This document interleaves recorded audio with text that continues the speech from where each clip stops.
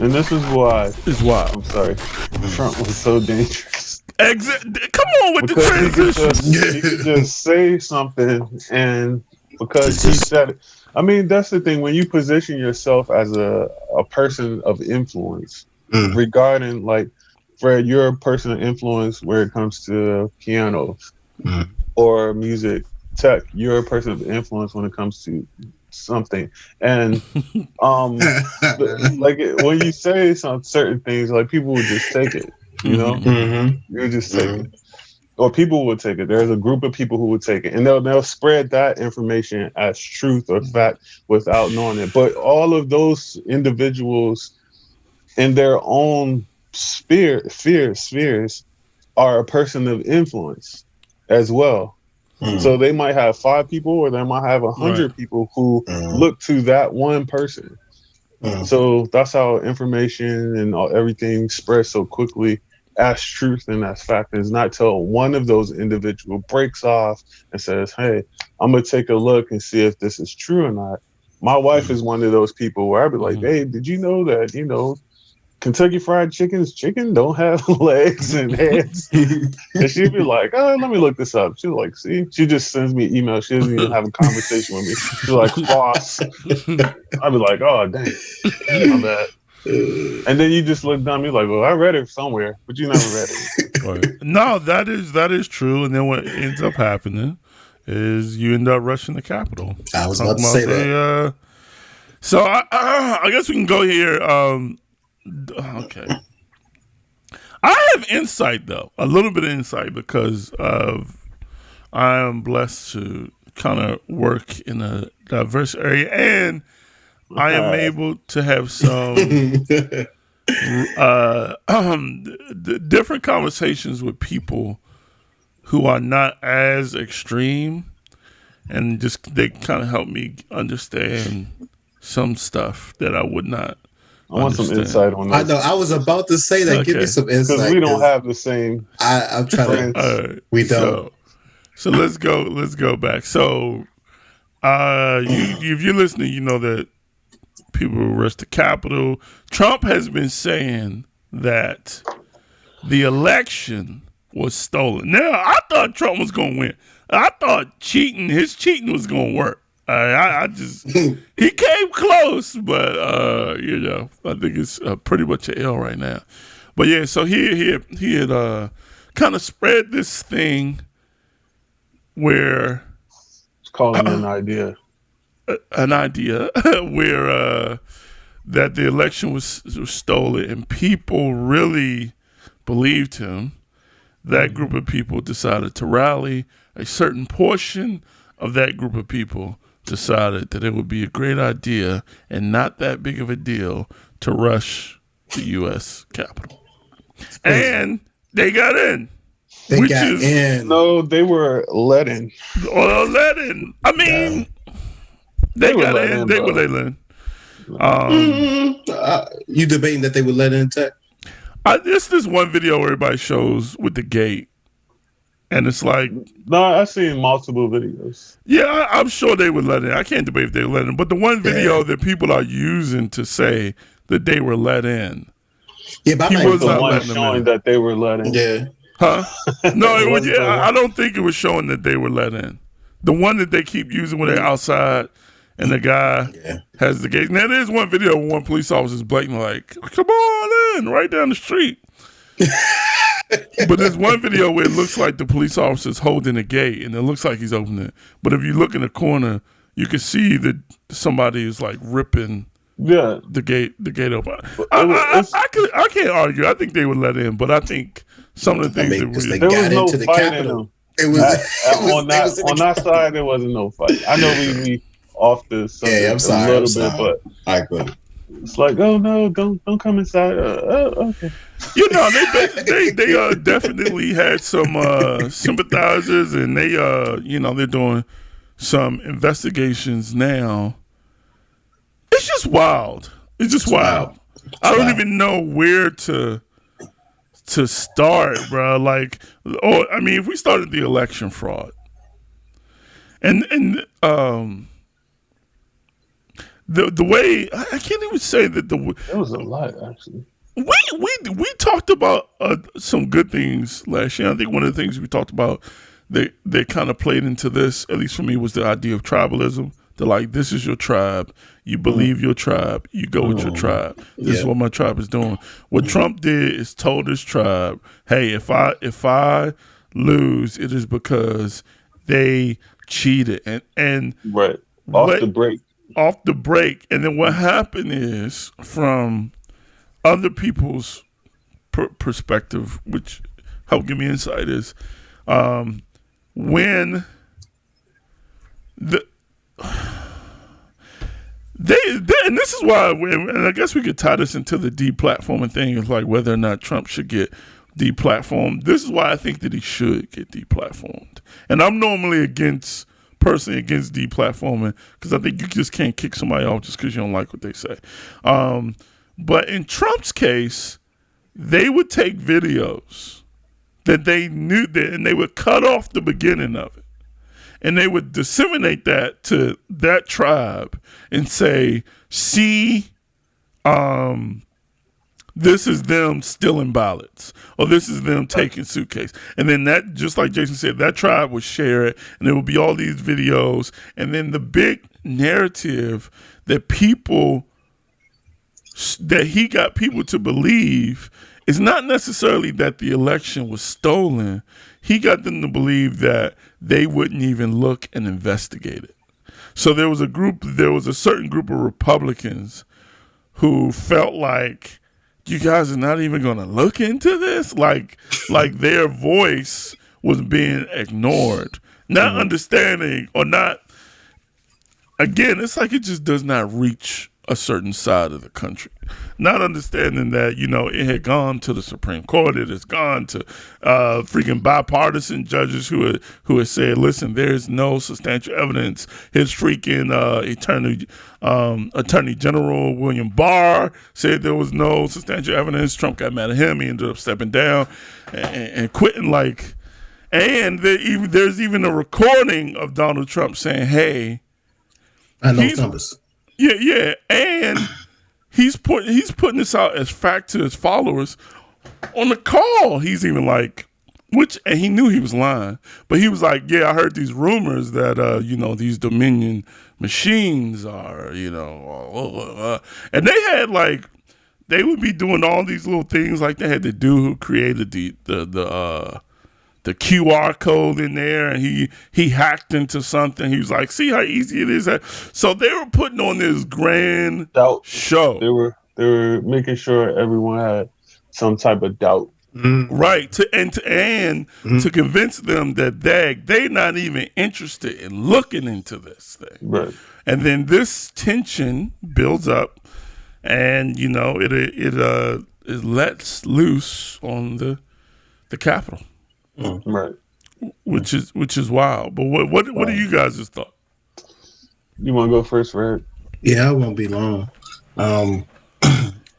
Just listen to y'all talk. So I've ignored the politics stuff for a little while after the election,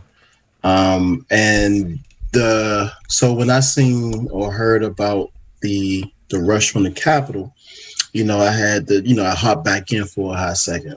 And what's coming, even let's talk right now, was coming to the revelation to me is that what makes Trump so dangerous is that, like, the stuff that he say, in my opinion, is stupid. It's dumb, and the reason people believing what he's saying is mind blowing to me. But what he is a genius, in my opinion, about doing is that he understands how celebrity works. Like it's almost like like before he became president, he was always a celebrity. He understood how that worked. And he's kind of using that same type of manipulation and that same type of the way the world kind of like trends and all. And he uses that in his presidency, and it's actually because the stuff that he says to me and to us sounds like how is anybody believing this? But he still is able to convince people to the point to rush the Capitol. They don't To need a me, lot of in my convincing. They were opinion, already on edge. yeah, but the way like you guys mentioned, the way he's doing it, he's just saying it out in the atmosphere. That's all he knows what's going to happen when he just says it. Like it's just Right. the genius and like how this world works now about all that. It's just to me like he's using that. So going back to the Capitol Rush, I think it's crazy. It almost reminds me of like a movie, like an evil supervillain who that we've been trying to everybody's been trying to stop, but like Thanos, he's just getting his man. It's Like gonna he be the just dumbest Thanos. but like he like it's so like to me like when he lost, you know, My I little knew hands can't fit I this glove. knew he wasn't completely going to go away, but I it was shocking but not shocking to see what happened at the Capitol because I'm like, this is crazy. I can't remember a president that had that much loyalty that people rushed the Capitol. Like they rushed the Capitol. They broke like the pictures is like a regular building. Like, but this is the Capitol. Like, how did that happen? Like, and then my last part is the same thought that I think a lot of people minorities felt. Is I was sitting there watching, like, I cannot believe they are just up in there. Like, I can't. You know, we live close to the cat. Like I know there's like a, wasn't it like is there a barrier? Like, basically, it was shocking to see that many people that just rushed up in there. Insane. So that's my thoughts. I think this is crazy. I think I think we are we are definitely in a different time. We are definitely in a different time. And this is my last thing. I said it's going to be short. This is my last thing, I promise. Is that after this, I did go bringing it back to spiritual things. I was looking up all the white evangelical pastors who had so much energy with the other protests. I was curious to see what they would say Nothing. after this. And yes, I haven't looked recently, but most of them didn't have that same energy. Because they were down there. They were down. All right, I'm done. Pastor J. Man, all right. So what I can say is that, man. All right. So what am I going to talk about first? So Donald Trump. So one thing he does, well, one thing I think he does great, which is horrible, is that he talks with deniability. Like, let's say I'll say something bogus, like something like, yeah, I heard that, you know, someone told me, you know, I heard that this, whatever. Like he'll say it from his own mouth, but it's always deniable. Well, who said it? A lot of people said it, you know, like it's always this, you know, you can never come back to him. He's like, I didn't say it. I said that someone else told me or heard about it, you know? So it's always this deniability. So he does that all the time. All the time. You know, a lot of sources. Which sources? All the sources. You know, it's like a lot. The most sources ever. You know, it's always some Millions weird thing. Like he'll never be able to pinpoint exactly what it is, but it gives him deniability, which is why he won't be removed. Impeached does nothing. It's just the first process and removal, but it never happens because he has deniability. I didn't tell them to go do these things. I just said, let's go to the Capitol. I didn't say go in it. You know, there's always going to be deniability. So another thing that occurred with the rushing of the Capitol is that you can clearly see that there was a massive divide between the white experience and the black experience. In life, and especially when it comes to law enforcement. Mm-hmm. I've never seen law enforcement in such amazing behavior, using such restraint. I think that you can tell that bad guys look different to them. Right, very true. Mm-hmm. They don't look like us, Mm. or like them. They look like us. We're the bad guys by default. Mm-hmm. But the people who stormed, it was like they couldn't identify who was the bad guy. Like they were looking for him, but they weren't sure if the people walking up the steps was supposed to be there. Like, like it was just this weird thing.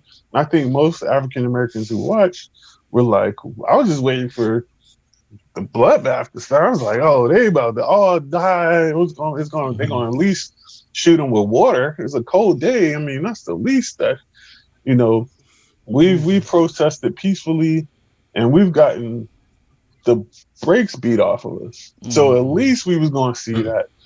But because we didn't really see that, it was just for me, and I believe a lot of us, was like a real wow moment. Like, wow, like this is real. You know what I mean? Yeah. Like racism is real. Yeah. Like this, if like when we talk about justice, that was their time. You know what I'm saying? Like that would have been a great time. You know, it wasn't a lot of black people down there for that reason. You know, there was a couple, but I think that I think that my opinion is if there was, let's say, a large group of black people, let's say 50 black people together, that would have been the group that got it. That got hit. That got they would have got it. That group. The one lady who died, I just felt like the agent didn't get the memo. I felt like that was an accident because people were there armed. It was. They were armed. How do you not shoot somebody armed? Go ahead, Ted. Wow. I mean, outside of the armed people, that I'm about to, you guys are gonna punch me in the face for this. I did when I first saw it, and as I walked through the videos or looked through the videos, because initially it happened, I was just like, that's wild, and I wasn't really on social media at the moment, so I didn't look at all the videos and stuff. But like looking at the videos, I felt bad for the Trump supporters, for the people rushing the Capitol. What? Because like they, I think like there's the temptation, and I'm just gonna keep it real. We always do here. Keep it real, man. There's the temptation for us to believe that we cannot be them. That we cannot be them. That we cannot be them. We cannot be the Trump supporters. That would never be us, bro. We get disinformation that makes us react to. We get into tribalism that makes us. And again, I'm not saying this to pardoning them. I'm just saying this to set a foundation for where my empathy for them comes from, because to me, and maybe fools is a strong word, God forgive me, but they're fools. They have found themselves, how someone says that like if you argue with someone, all it does is cement their point even more. So you have all these multifaceted things going. You see again, not justifying it, but just like where my empathy comes from. You see the amen, like you see the amen, a woman. You see the people who have been paid, who make money off of feeding you lies and making sure that you never have to feel guilty about anything. They get paid to baby you. They get paid to coddle you. And you have all these pundits that like something happens and they just go to work to make sure that you don't feel any type of responsibility or any type of emotions about certain events, and you get into this echo chamber, and then you're arguing with people, which is making you get even more in your point. Like, and then, you feel like, again, this tribalism thing, this thing that your team is under attack, and this is your team's quarterback, this is your team's guy. And it's like, this dude knows that he's lying. Yes. This dude knows he does not give a freak about anyone out there. No, and like, he knows too, though. And when we know, but like, and so like, I was just, All right. Go ahead. Real quick. Uh-huh. I'm standing on your point. I gotta say something to your point too. Stand on your point. Let's say you believed everything they believed, right? And you were fired up, right? I've been fired up too. I've protested before. I've marched before a number of times, right? When they say, let's go to the Capitol, I'm there. I'm at the Capitol. When they turn to me and say, let's go in the Capitol. That's exactly what I'm about to say, Jason. I was about to say that. We're not supposed to be. We good. We're not supposed, like, right. Like, there comes a point where, like logic and reason have to kick in. Like, I'm there with you all the way until let's break the law. We can protest, we can rally, we can do all of those things, but let me punch a police. No. Let me break a window. No. Let me steal something. No.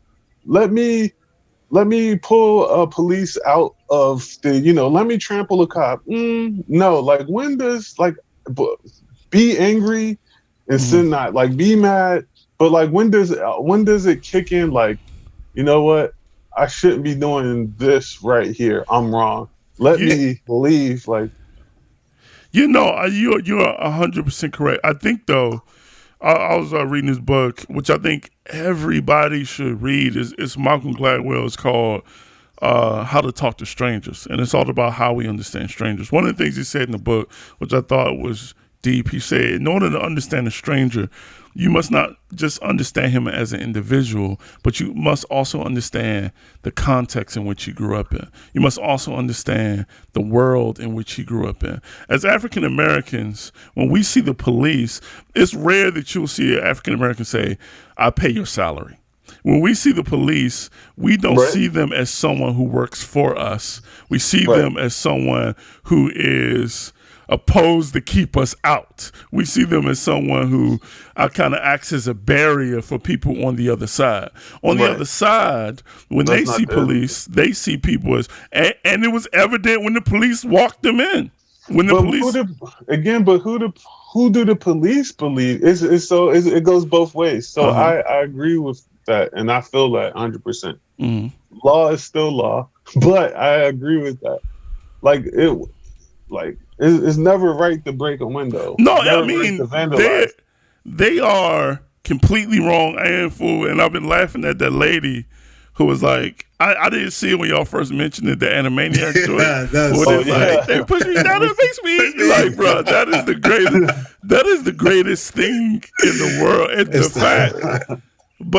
the fact that she, even when I looked at the whole clip, she is so like, bro, why would they push me down and mace me just because I rushed the the Capitol? Like, why would they do that to me? Exactly. And I mean, so I don't feel bad for her. But wait. Those would be the same people who would justify us getting shot. Right, yeah.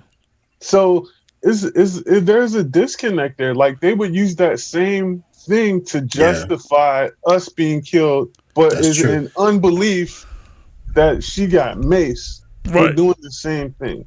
Of the national capital. Right, yeah. But there's something broken. I agree, and again, everybody may not agree with this. Definitely, if you're not a Christian. But you felt bad for them, so go ahead. What I'm saying is, again, everybody won't agree. Definitely, if you're not a Christian, we are called to reconciliation.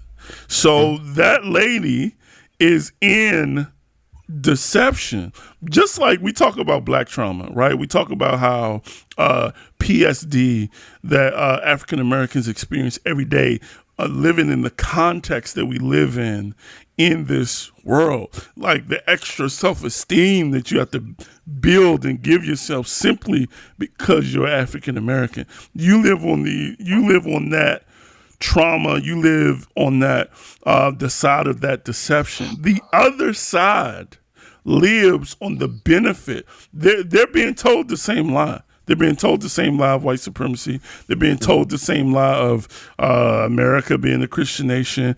But that lie is even more bewitching because it benefits them. So it doesn't start with Trump. That privilege has been built as a child.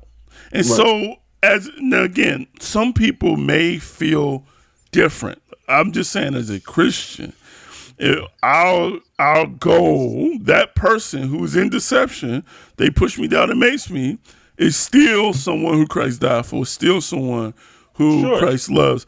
He's called us to reconciliation. So I have to try to understand the context of deception, which she grew up in, right? Which just like I didn't have a choice, she didn't have a choice to grow up deceived. I didn't have a choice to grow up deceived as well. She just, grew up on a better side of that lie. I have to be able to understand the context of the world that they live in, so that we can come together. And they have to understand the context of the world that I live in. Well, let me ask you a question. Let me ask you a question on that, Tech. So let's say, to me, and correct me if I'm wrong, you just articulated where she's coming from. Am I wrong about assuming that? But let's say, like you, it seems to me you're saying that to have some sort of empathy to where they're coming from, as far as them being in a privileged world, right? If I'm understanding, I want to make sure I'm on the same track as you, so I won't misquote you.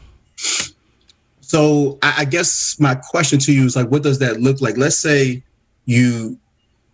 because it's to me, to a certain extent, you know that you know that she comes from a privileged world. You know the lies that has been said. You know how the strings has been manipulated for them to believe that rushing the Capitol is justified. You can see that. You don't understand it, but you know that that's what's happening. What does that look like for the next step for reconciliation, for her to, I guess, to move to that next place for there is a walking together, if that makes sense? Because it's I feel like and you understand that and you see that, and therefore you're able to be ready to walk in a place of empathy. But it seems like, and I could be wrong, there's a disconnect that doesn't happen on the other side that breaks down that communication to where, it's just like, it's almost like, and I could be wrong, it's almost like sometimes I feel, and I could be wrong, that what white privilege do is that you literally, it's almost hard for you to step outside of that box. So when you're not stepping out that side of that box, how can you have a conversation with somebody that exists outside that box? To where and I think that's the only way that you could walk together, is if you come out your box. Right, and I'm about to be extra fake woke, extra meta here. This is just my honest to God opinion. And again, I'm only saying this in the context of believers and Christians. If you ain't a Christian, do your thing. Pull up on a white person, do your thing. I'm saying as believers. I'm out. I'm saying that as believers, or even John, where it says Christ, it's not us that loves Christ demonstrated his love that yet while we were still sinners, he loved us. It's not that we loved him. It is that he loved us first, right? Sometimes when it comes to, and again, I feel like black people always have to take this role. I remember when my parents got divorced and my father was kind of exiled from the family. And I remember even when he said to me, I said this one time on the podcast, that I was at a sub-zero level, and so I wasn't talking to him. Nobody in my family was talking to him. And it sucks, had to go to my father because he was out there alone, and I had to kind of be the one to initiate the reconciliation. I'm not saying that all black people need to go to white people and be the ones to initiate reconciliation. What I am saying is, right now we're in a culture where black people are waking up, right? We call it woke. We are coming to a more coherent understanding and realization of the lies that we have been told as throughout our whole childhood. We're arriving at a better consciousness and awareness of these things. As a believer, I feel like we do have a certain obligation to understand that a fair amount, even these fake Democrat woke, are still in that deception, just on the other side of the deception. And I, as a Christian, do think that I have to be willing to go over there, understand the context that they are deceived, that certain individuals are deceived, and try to figure out a way we can be reconciled. That won't happen with everybody. Everybody won't take it. Some people will receive it as weakness. Some people will be like, freak you, no, you're right. But for some, I mean, what else would be the course of action when Jesus comes back and he sees his church divided by politics and race? Am I just going to sit back and say, well, they didn't come to me? Yeah. What is the alternative then, as a believer? No, I'm not dissing. I guess I think I'm hearing what you're saying now. I guess and maybe you're not. I'm hearing you saying the emphasis is not on the result. The emphasis is on the heart and you going first. Is that what I'm hearing? Because I guess what I'm saying is I agree with you wholeheartedly that as Christians we should have a heart, and I think all of us would have the heart to do that, and we'll do that. But I'm more so thinking of like what will be the end of that once I come over there? Like, would there be a real conversation? Because how many conversations have we had where we're just flabbergasted about a white evangelical stance on social justice or on an issue? Like how many, like their framework to where it was, the conversation wasn't moving forward, but it was just about dealing with what, all right, hold on, well, let me help you out, like on what you're saying. Like I get what you're saying. Like, yes, I 100% agree with our responsibility is.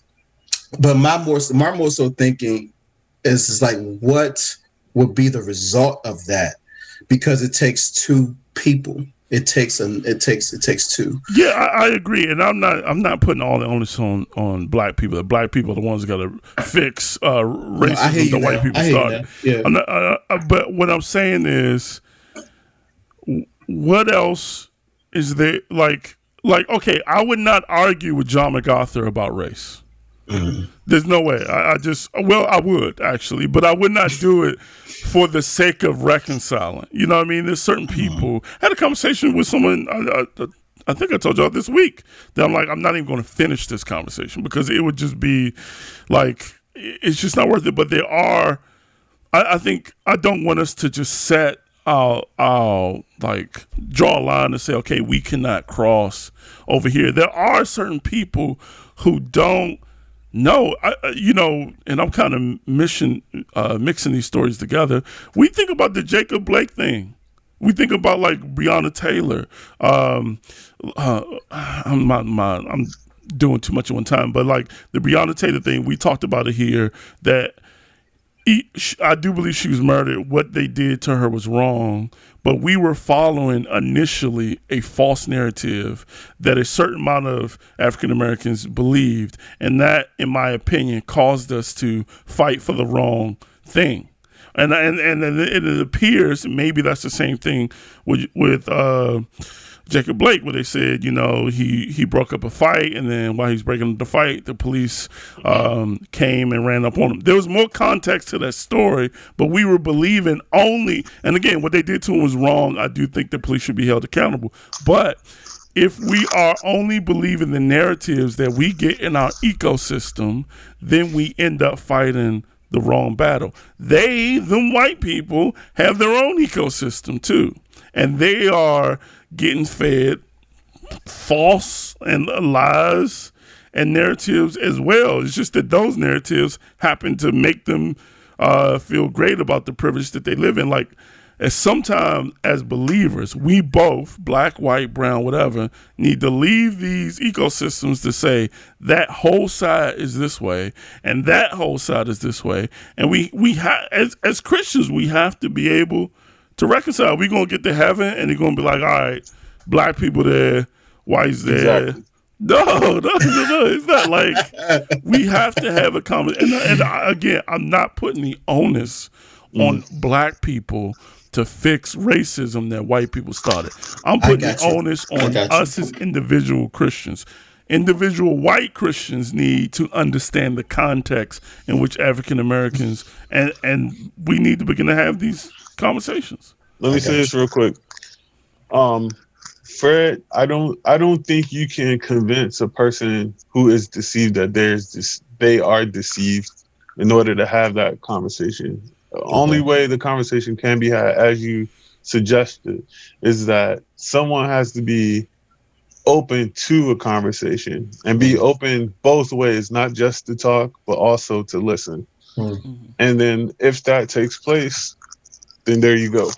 You have the opportunity that Tech is mentioning, but I don't think you're going to just convince a person who's deceived that they're deceived, because they're deceived. Like, there's nothing, Tech mentioned, arguing with a fool, or, you just, that's not even something that I think a person should do. I think that if you do have to engage in conversation with someone who has a strong opinion in the wrong direction, that somewhere slip in a quick prayer, whether it's mentally or, if you have the opportunity to pray that God, opens their heart, mind, and then give you specifically the words to say to be able to break through whatever barriers that they may have up and let it go from there. But I think a lot of times when